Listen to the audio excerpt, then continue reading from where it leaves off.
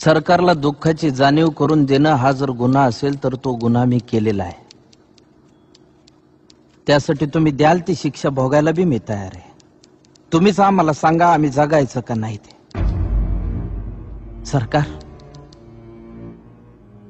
शेपूट हलवून हलवून मैस दमती पण पाठीवरचा कावळा उडत नाही. तसा आत्महत्येचा विचार आमची पाठ सोडित नाही. कोरड्या बळावानी कपाळ असणाऱ्या बायका, बिनबापाची लेकरं असल्यासारखी माळावर फिरणारी जनावर, हे सारं गावाला नजर लागली म्हणून नाही झालं सरकार. गावाकडं कुणाचीच नजर गेली नाही म्हणून झालं. शिकलो नसतो तर किती सुखात राहिलो असतो. अन्यायाची जाणीवच झाली नसती. देवाचा कोप झाला असं समजून बसलो असतो अंधारात तुमच्या लाल दिव्याला हात जोडीत. गोचिडासारखे चिटकून बसले सातबाऱ्याला सावकार आणि बुजगावण्यासारखं उभं आहे सरकार.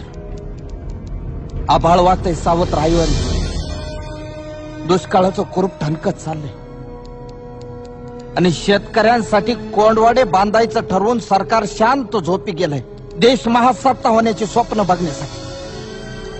खिचडीसाठी शाळेत जाणाऱ्या पोरानं चोरून आणलेले 2 घास खाताना त्याच्या बापाला अभिमान वाटावा पोराचा का स्वतःच्या जगण्याची लाज.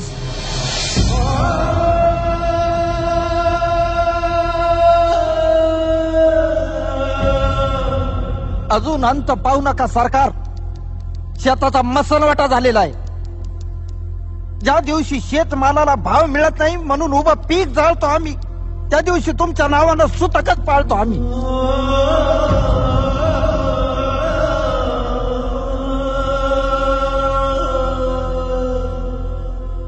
आता तरी विचार करा.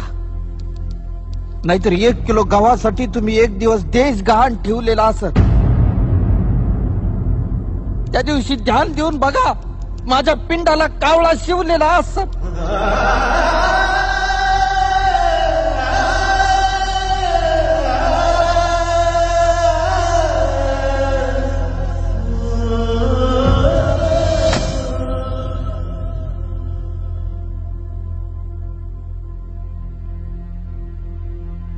माझी काहीच तक्रार नाही.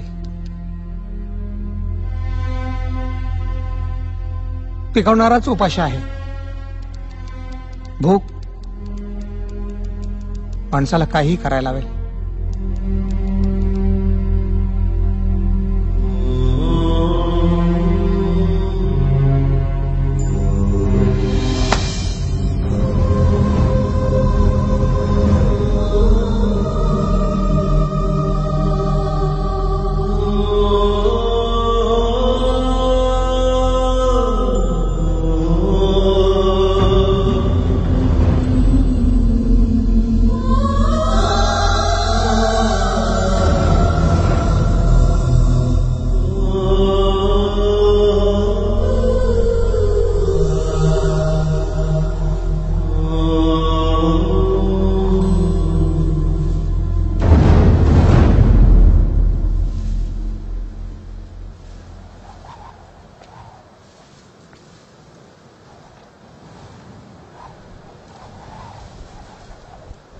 अशाच वावटळी उठायला लागल्या होत्या.